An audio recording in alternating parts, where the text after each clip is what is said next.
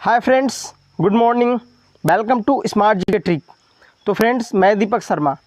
दोस्तों, आप लोग कैसे हैं? आशा करता हूं आप लोग अच्छे होंगे। तो दोस्तों, आज की इस वीडियो में हम बात करने वाले हैं इलेक्ट्रिकल मशीन के कुछ और इम्पोर्टेंट क्वेश्चन। जैसा कि हमने लास्ट वीडियो में आप लोग को बताया था कि जो आपके इलेक्ट्रिकल मशीन के कुछ मोस्ट इम्पॉर्टेंट क्वेश्चन थे जो कि आपके एग्ज़ाम के लिए बहुत ही हेल्पफुल रहने वाले थे। तो दोस्तों, हमने देखा था, आज के इस वीडियो में हम देखेंगे डीसी जनरेटर से रिलेटेड कुछ एमसीक्यू जो कि आपके एग्ज़ाम के लिए बहुत ही इम्पोर्टेंट रहने वाले हैं। तो दोस्तों, आप हमारे वीडियो को पूरा देखिए। अगर आपको कोई भी क्वेश्चन पे डाउट लगता है तो फ्रेंड्स आप कमेंट बॉक्स में लिख सकते हैं। तो फ्रेंड्स, आइए हम स्टार्ट करते हैं आज का वीडियो और देखते हैं कुछ मोस्ट इम्पॉर्टेंट क्वेश्चन। तो दोस्तों, उससे पहले आप हमारे चैनल पे नए हैं तो सबसे पहले आप हमारे चैनल को सब्सक्राइब कर लें। उसके नीचे जो बेल आइकन है उसको प्रेस कर लें, जिससे हर वीडियो की नोटिफिकेशन आपको टाइम टू टाइम मिलती रहे। तो फ्रेंड्स, आइए हम स्टार्ट करते हैं और देखते हैं पहला क्वेश्चन। किसी जनरेटर में प्रेरित विद्युत वाहक बल किस प्रकार का होता है? ऑप्शन है आपके पास स्थैतिक विद्युत वाहक बल, गतिज विद्युत वाहक बल, ए तथा बी दोनों। तो दोस्तों, यहाँ पे राइट आंसर हो जाएगा आपका गतिज विद्युत वाहक बल। आप लोग को ये बातें समझ में नहीं आई होंगी। आइए हम देखते हैं कैसे गतिज विद्युत वाहक बल है। दोस्तों, हम जनरेटर की बात करते हैं। जनरेटर का वर्किंग प्रिंसिपल कहता है कि आपके पास कोई मैग्नेटिक लाइन फील्ड हो, चुंबकीय क्षेत्र हो। हमने दो पोल लिए, नॉर्थ और साउथ हैं से। दोस्तों, इस फील्ड में हमने क्या किया कि एक हमने कंडक्टर को, चालक हमारे पास कंडक्टर है, और इस फील्ड में हमने क्या किया कि मूव कराया। तो दोस्तों, आपको पता है कि जब कोई कंडक्टर किसी मैग्नेटिक फील्ड में, लाइन में, यानी किसी चुंबकीय क्षेत्र में घूमता है, अकॉर्डिंग टू फैराडे लॉ, दोस्तों जब वो फ्लक्स को कट करेगा तो वहाँ पे एक प्रेरित विद्युत वाहक बल उत्पन्न हो जाता है, यानी वहाँ पे एक ईएमएफ इंड्यूज हो जाता है। ईएमएफ से दोस्तों वहाँ पे एक ईएमएफ इंड्यूज हो जाता है। और दोस्तों, बात करते हैं, ये जो ईएमएफ होता है दो तरीके से हो सकता है।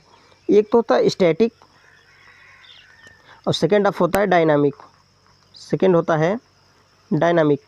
सही फ्रेंड्स, तो हम बात करते हैं कि आपका, जैसा कि आपके क्वेश्चन में है जनरेटर, तो जनरेटर का वर्किंग प्रिंसिपल क्या कहता है कि जब किसी चालक को चुंबकीय फील्ड में, मैग्नेटिक फील्ड में घुमाया जाता है तो फ्लक्स को काटता है। जब वो फ्लक्स को कट करता है तो अकॉर्डिंग टू फैराडे लॉ वहाँ पे एक ईएमएफ इंड्यूस हो जाता है, यानी ईएमएफ प्रेरित होता है। सही दोस्तों, तो यहाँ पे इंड्यूस प्रेरित हुआ, लेकिन यहाँ पे कोई ना कोई चीज़ गतिमान होना चाहिए। या तो अपने मैग्नेटिक फील्ड को, इनको गतिमान करना है, या तो आपको चालक यानी जो आपका कंडक्टर है चुंबकीय क्षेत्र में घूम रहा था, दो में से एक चीज़ें गतिमान करनी है। लेकिन दोस्तों, अगर बात करते हैं स्टैटिक की, दोस्तों स्टैटिक के कंडीशन में कोई चीज़ गतिमान नहीं होना चाहिए। जैसे आपका ट्रांसफार्मर है, ट्रांसफार्मर के प्राइमरी साइड में सेल्फ इंडक्शन होता है, जबकि सेकेंडरी साइड में म्यूचुअल इंडक्शन होता है। तो दोस्तों, वहाँ पे देखते होंगे कोई चीज़ मूव नहीं करता, कोई चीज़ गतिमान नहीं होता। तो वहाँ पे ट्रांसफार्मर में होता है स्थैतिक विद्युत वाहक बल। जैसे आपके पास एक कोई कॉइल है। सही फ्रेंड्स, अगर कॉइल है, आपने इस कॉइल को एक स्विच लगा के बैटरी सप्लाई दे दिया है, तो दोस्तों अगर स्विच को ऑन ऑफ करोगे आप तो ये समय के साथ धारा में परिवर्तन होगा।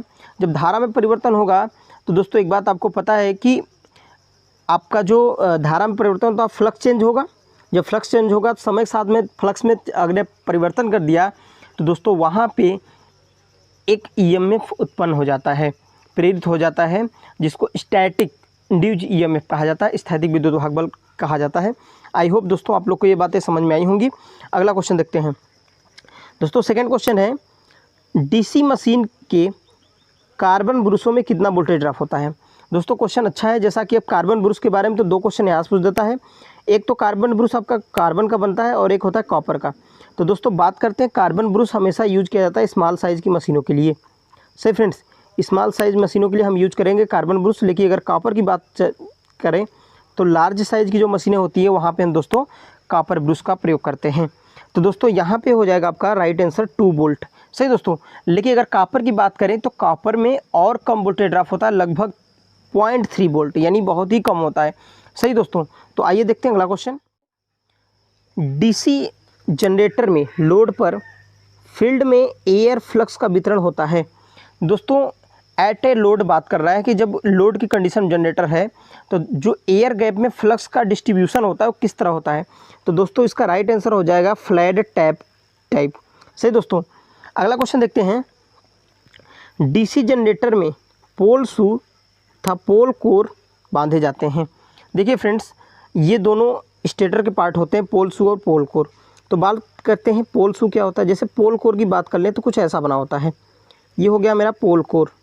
सही फ्रेंड्स, तो ये हमारा पोल कोर हो गया और यहाँ पे हो गया मेरा पोल शू। सही फ्रेंड्स, ये हो गया हमारा पोल शू। तो फ्रेंड्स आपको अगर पोल कोर को पोल शू से कनेक्ट कराना है, सही फ्रेंड्स, तो इसके लिए आपको यहाँ पे कोई स्क्रू चाहिए। सही दोस्तों, कोई ना कोई चीज़ चाहिए जिससे आप इसको कनेक्ट करोगे। सही फ्रेंड्स, तो इसको कनेक्ट करने के लिए एक दूसरे को कोई ना कोई चीज़ चाहिए आपको।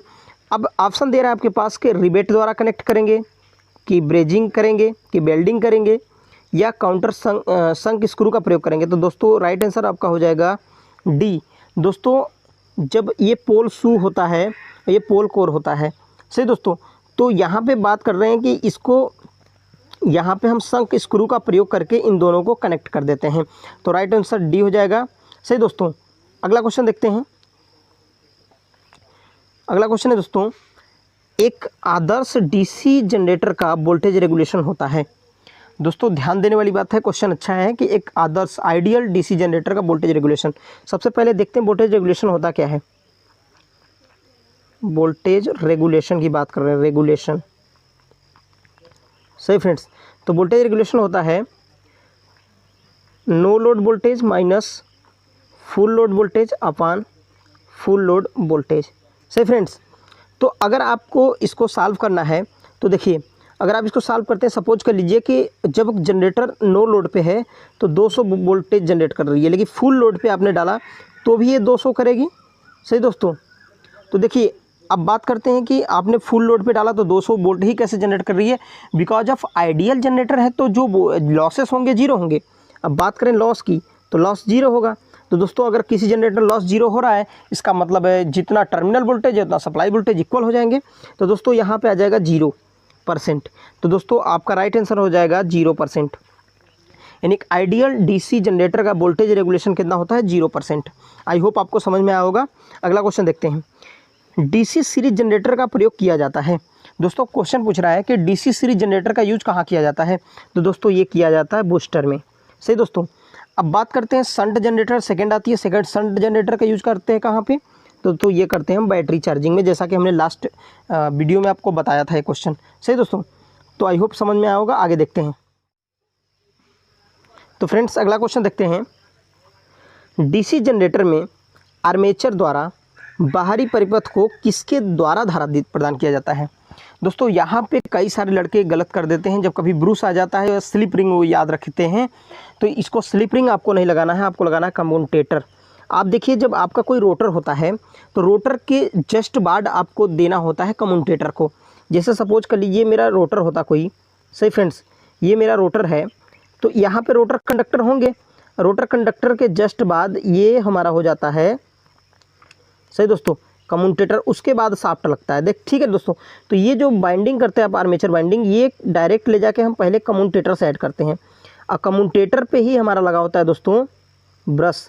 और जबकि ब्रश जो होता है, ये ब्रश लगे होते हैं हमारे कार्बन के जो ब्रश होते हैं, ये स्टेटर पार्ट होते हैं। सही फ्रेंड्स, तो आप देख रहे होंगे ये जो होता है ये डायरेक्ट कम्यूटेटर से कनेक्ट होता है। तो राइट आंसर हो जाएगा कम्यूटेटर। अगला क्वेश्चन देखते हैं दोस्तों।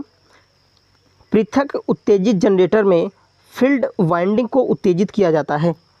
दोस्तों ये है सेपरेटली एक्साइटेड जनरेटर। फील्ड को एक्साइट किसके द्वारा किया जाता है, एसी से, डीसी से। एसी तथा डीसी दोनों द्वारा कर सकते हैं, इनमें से कोई नहीं। दोस्तों राइट आंसर हो जाएगा आपका डीसी से। यानी दोस्तों सेपरेटली एक्साइटेड जनरेटर क्या होती है कि जिसकी फील्ड के एक्साइटेशन के लिए किसी बाहरी सोर्स की आवश्यकता पड़ती है, उसे हम पृथक उत्तेजित जनरेटर कहते हैं। यानी बाहरी सोर्स की ज़रूरत पड़ रही है, वो सोर्स कैसा होना चाहिए, डीसी होना चाहिए। सही दोस्तों, तो आई होप आपको समझ में आया होगा। अगला देखते हैं क्वेश्चन, देखते हैं 9 नंबर। दोस्तों डीसी जनरेटर में अधिक स्पार्किंग पैदा होने का कारण है। तो दोस्तों आपके पास कोई जनरेटर होती है, उसमें स्पार्किंग तो ज़्यादा होने लगती है, तो उसका मुख्य रीज़न क्या होता है।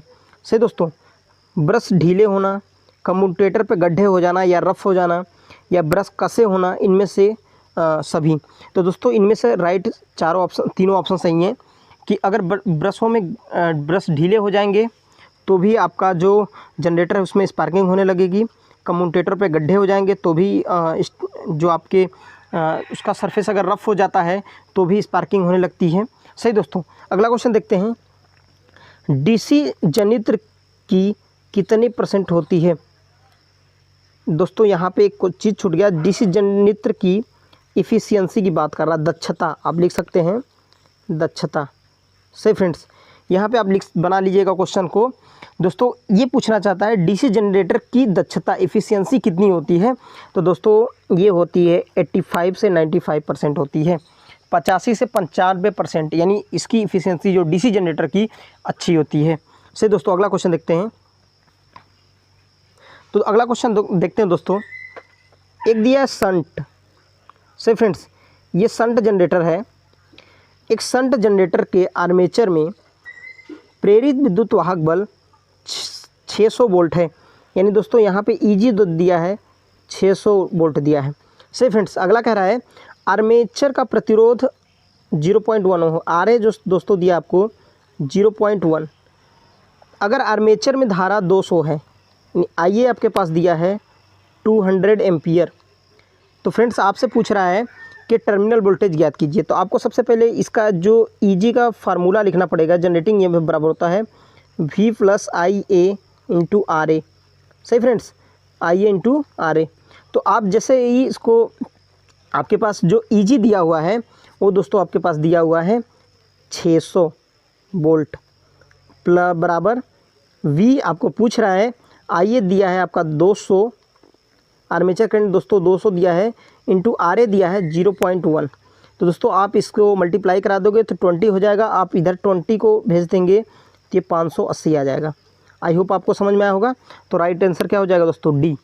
तो इस तरह से आप इस टाइप के क्वेश्चन को फाइंड कर सकते हैं दोस्तों। इस टाइप के आपके पास छोटे न्यूमेरिकल, बहुत बड़े तो न्यूमेरिकल नहीं आएंगे, लेकिन छोटे टाइप के न्यूमेरिकल आपसे पूछ सकते हैं। सही फ्रेंड्स, तो दोस्तों आपको अगर हमारी वीडियो अच्छी लगती है, हेल्पफुल लगती है, तो प्लीज़ दोस्तों इसको लाइक और कमेंट जरूर कर दिया करिए। आइए देखते हैं अगला क्वेश्चन।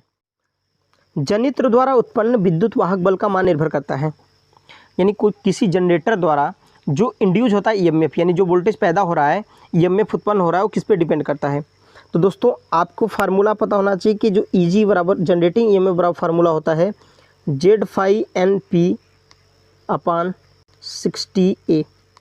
तो फ्रेंड्स आप यहाँ से देख सकते हैं कि जो ईजी है वो पोल पे भी डिपेंड कर रहा है, यानी प्रति फ्लक्स, देखिए सेकेंड ध्रुव पे भी डिपेंड कर रहा है, प्रति ध्रुव फ्लक्स पे भी डिपेंड कर रहा है, यानी दोस्तों पर पोल फ्लक्स पे भी डिपेंड कर रहा है, चालकों की संख्या यानी जेड पे भी डिपेंड कर रहा है, फाई पे भी डिपेंड कर रहा है।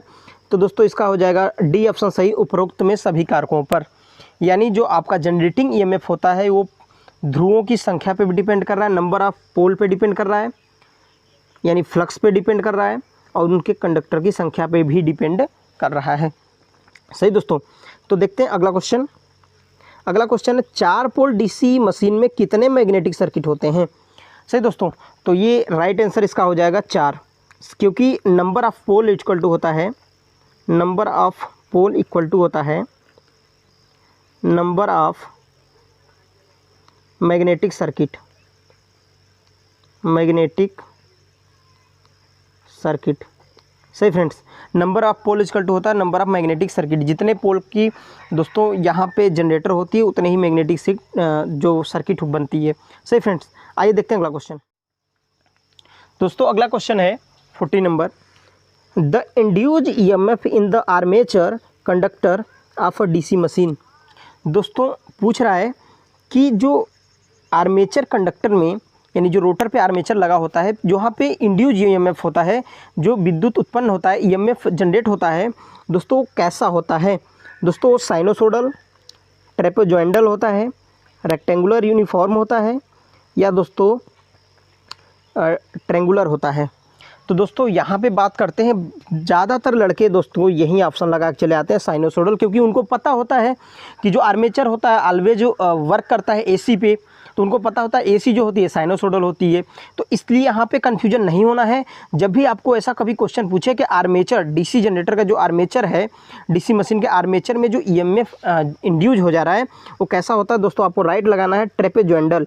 ये बहुत इंपॉर्टेंट क्वेश्चन, आप इसको नोट कर सकते हैं। सही दोस्तों, अगला क्वेश्चन देखिए, pole of DC machine is laminated of the purpose of, यानी किसी DC मशीन के पोल को क्यों हम लेमिनेट करते हैं। तो दोस्तों लेमिनेट करने का मेन रीज़न होता है दोस्तों एडी करंट लॉस को कम करना। जो एडी करंट लॉस होती है जिसको हम दोस्तों भंवर धारा बोलते हैं, उनको कम करने के लिए दोस्तों हम क्या करते हैं, लेमिनेशन उसका करते हैं। अगला क्वेश्चन देखते हैं दोस्तों। अगला क्वेश्चन है, इन DC मशीन योक ऑफर्स, यानी किसी DC मशीन का जो योक होता है वो क्या करता है। तो दोस्तों पहला ऑप्शन है mechanical protection to the machine, यानी मशीन को मैकेनिकल प्रोटेक्शन प्रोवाइड कराता है। सेकंड है फ्लक्स पाथ कंप्लीशन, यानी फ्लक्स को पाथ प्रोवाइड कराता है, जो आपका मैग्नेटिक फ्लक्स होता है उसको पाथ प्रोवाइड कराता है। और सेकंड है दोस्तों प्रोड्यूस वर्किंग फ्लक्स। तो दोस्तों इसका राइट आंसर हो जाएगा D, A एंड B दोनों। दोस्तों जैसा कि आपको देखा होगा मशीन का योग कुछ ऐसा रहता है और यहाँ पे इसके बने रहते हैं, ये आई बोल्ट हो जाता है। सही दोस्तों, और ये हमारे पोल्स बने होते हैं, ये हमारे पोल्स हो जाते हैं और यहाँ पे हमारा रोटर रहता है। तो दोस्तों ये रोटर तो मूवमेंट वाला पार्ट होता है, इसकी बात ही अलग है। तो दोस्तों यहाँ पे योग की जो बात करते हैं योग की, तो ये योग बड़ी जैसे कि आपने पढ़ा कि जो दोस्तों योग होता है छोटी मशीनों के लिए कास्ट आयरन का बनाया जाता है, जबकि बड़ी मशीनों के लिए कास्ट स्टील का बनाया जाता है। सही दोस्तों, तो यहाँ से 2 क्वेश्चन आपको पूछ दे सकते हैं। तो योग का कार्य पहला तो मैकेनिकल प्रोटेक्शन, मशीन को बाहरी आघात से बचाता है, बाहरी डस्ट से बचाता है, नमी से बचाता है। दूसरी बात कि ये फ्लक्स के लिए दोस्तों पाथ भी प्रोवाइड कराता है, फ्लक्स के लिए पाथ भी प्रोवाइड कराता है, जैसे फ्लक्स नॉर्थ से साउथ जाते हैं, नॉर्थ से साउथ ऐसे। ठीक है दोस्तों, तो ये चीज़ें आपको समझ में आई होंगी। अगला देखते हैं, DC generator without commutator is, यानी दोस्तों अगर कोई DC जनरेटर है उसमें कम्यूटेटर नहीं लगाया जाए तो क्या बन जाएगा। दोस्तों आपको पता है कि आर्मेचर में जो इंड्यूज होता है वो AC होती है, तो दोस्तों एज ए AC जनरेटर वो वर्क करने लगेगा अगर हम कम्यूटेटर ना लगाएं। अगर कम्यूटेटर लगाते हैं तो उसी AC सप्लाई को DC में कन्वर्ट कर देता है और उसको हम नाम देते हैं DC जनरेटर। दोस्तों अगला क्वेश्चन देखते हैं। अगला क्वेश्चन है, किस जनरेटर का वोल्टेज रेगुलेशन पुअर होता है, यानी दोस्तों यहाँ से पूछ रहा है कि किस जनरेटर का जो वोल्टेज रेगुलेशन बहुत ख़राब होता है। तो दोस्तों ये होता है सीरीज जनरेटर का। दोस्तों एक बात ध्यान रखना है आपको इम्पॉर्टेंट, कि जिस जनरेटर का वोल्टेज रेगुलेशन जितना ज़्यादा ख़राब होता है वो जनरेटर उतना ही बेटर मानी जाती है। तो आई होप आपको ये बातें समझ में आई होंगी। नेक्स्ट है क्वेश्चन आपका, वोल्टेज लो तथा हाई करंट के लिए कौन सी बाइंडिंग यूज करते हैं। देखिए फ्रेंड, 2 टाइप की बाइंडिंग यूज की जाती है, एक होती है लैप बाइंडिंग और सेकंड होती है वेब बाइंडिंग। सही दोस्तों, लैप बाइंडिंग में जो पैरेलल पाथ होते हैं वो पोल के इक्वल टू होते हैं, जबकि हमारे वेब जो आपकी वेब बाइंडिंग करेंगे तो जो आपके number of parallel path equal to 2 होता है। सही दोस्तों, अब बात करते हैं कि जो अगर आपको लैप बाइंडिंग यूज करनी है तो कहाँ यूज करेंगे, जहाँ पे दोस्तों वोल्टेज कम हो और दोस्तों करंट का मान क्या हो, ज़्यादा हो। अगर आपको जहाँ पे वोल्टेज का मान ज़्यादा कम होता है, करंट ज़्यादा होती है, वहाँ पे लैप बाइंडिंग यूज करेंगे, और जहाँ पे वोल्टेज ज़्यादा हो और करंट का मान कम हो दोस्तों, वहाँ पे हम यूज करेंगे वेब बाइंडिंग। तो राइट आंसर क्या हो जाएगा दोस्तों, लैप बाइंडिंग। लैप बाइंडिंग से लो वोल्टेज, L से L मिल रहा है, आप ट्रिक तरीके से याद कर सकते हैं। लो वोल्टेज और हाई करंट के लिए आप यूज करते हैं लैप बाइंडिंग। तो राइट आंसर हो जाएगा आपका A। सही दोस्तों, अगला देखते हैं। नेक्स्ट क्वेश्चन है दोस्तों, चुंबकीय वाहक बल का इकाई होता है। यहाँ पे दोस्तों गलत हो गया, यहाँ चुंबकीय वाहक बल, आप यहाँ पे बना नोट कर लीजिएगा, इसको बोलते हैं चुंबकीय वाहक बल। चुंबकीय, आप यहाँ पे राइट कर लीजिएगा, चुंबकीय वाहक बल की बात कर रहा है। यानी चुंबकीय वाहक बल को मैग्नेटिक मोटिव फोर्स यानी MMF द्वारा प्रदर्शित करते हैं। और दोस्तों जो MMF बराबर होता है N×I होता है फार्मूला। सही दोस्तों, N×I MMF, यानी MMF आपको फाइंड करना है। जैसे आपने इलेक्ट्रिकल सर्किट में EMF पढ़ते हैं, उसी तरह हमारा जो मैग्नेटिक सर्किट होता है, मैग्नेटिक सर्किट में हमने पढ़ना होता है मैग्नेटिक मोटिव फोर्स यानी MMF।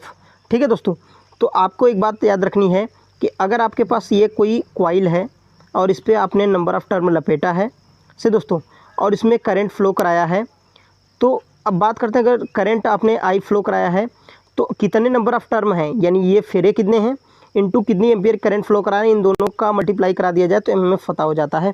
तो दोस्तों नंबर ऑफ़ टर्न यानी एन क्या है टर्न और आई क्या है एम्पियर, धारा का मात्रक एम्पियर होता है, तो इसका राइट आंसर हो जाएगा एम्पियर टर्न। सही दोस्तों, तो आसान क्वेश्चन था। अगला क्वेश्चन है दोस्तों, जनरेटर में डमी कॉइल प्रदान किया जाता है ताकि, दोस्तों ये क्वेश्चन कुछ नया लगा होगा आपको और ये अच्छे क्वेश्चन हैं जो कि आपके एग्जाम के लिए बहुत ही हेल्पफुल होने वाले हैं। तो दोस्तों डमी कॉइल का हम प्रयोग करते हैं, फ्लक्स घनत्व तो बढ़ाया जा सकता है, वोल्टेज को परिवर्धित किया जा सकता है, रोटर को यांत्रिक बैलेंस से बचाने के लिए प्रदान किया जाता है। तो दोस्तों ये राइट आंसर, रोटर को ये मैकेनिकल प्रोटेक्शन के लिए हम यूज करते हैं डमी कॉइल का। तो राइट आंसर आपका इस सी हो जाएगा। सही दोस्तों, तो आई होप आपको ये सारे क्वेश्चन समझ में आए होंगे। फ्रेंड्स जो भी आपको प्रॉब्लम हो, क्वेश्चन में दिक्कत हो तो आप कमेंट बॉक्स में ज़रूर लिखा करें। अगर मेरी वीडियो आपको हेल्पफुल लगती है तो दोस्तों लाइक ज़रूर करा करें। और दोस्तों साथ ही साथ अब टाइम आपके पास कम है तो इसीलिए आप मेहनत करना चालू कर दें और ज़्यादा पढ़ाई करें, क्योंकि आपको पता है जो आपका फार्म है वो फिल होने चालू हो गया है। तो दोस्तों एग्ज़ाम में भी जल्दी हो सकता है। तो दोस्तों आज के लिए हम इतना ही क्वेश्चन रखते हैं। और दोस्तों अगर आपको हमारी वीडियो अच्छी लगी हो, हेल्पफुल लगी हो तो प्लीज़ इसको लाइक और सब्सक्राइब कर दें। दोस्तों साथ ही साथ इसको ज़्यादा से ज़्यादा शेयर करें। सही दोस्तों, अपना ख्याल रखें। धन्यवाद।